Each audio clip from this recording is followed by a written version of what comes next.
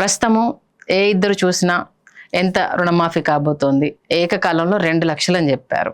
But ఇప్పుడు చూస్తే 1,00,000 లోపు వాళ్ళకి చేసేస్తున్నామని చెప్తున్నారు. రైతు బంధు ఇప్పుడు పడుతుందా లేదా అదొక క్వశ్చన్ మార్క్. బట్ ఇవాళ మీరు చెప్పిన ఒక వీడియో చూడడం జరిగింది. రైతులకు పావులా చెందిన సరే వాళ్ళని ఒడ్డున పడేయడానికి అదొక సంతోషమైన విషయం అనేసి అని అంటున్నారు. ఓవరాల్గా రైతు రుణమాఫీ గురించి మీరు ఏమంటారు? ఈ రైతు రుణమాఫీ అనేది ఒక లాఫ్టీ ఆబ్జెక్టివ్తో స్టార్ట్ అయింది, ఒక గొప్ప సదాశయంతోనే వచ్చింది, చాలా మంచి ఆలోచన.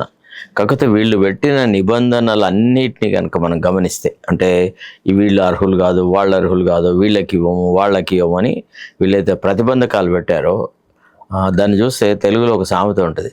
అంటే పంచపాండవులు అంటే 5గురు, పంచపాండవులు మంచపు కోళ్ళ వలె, అంటే మంచపు కోళ్ళు 4 ఉంటాయి, ముగ్గురు అని 3 వేళ్ళు అని చెప్పుకుంటూ 2 వేళ్ళు చూపెట్టినట్టుంది.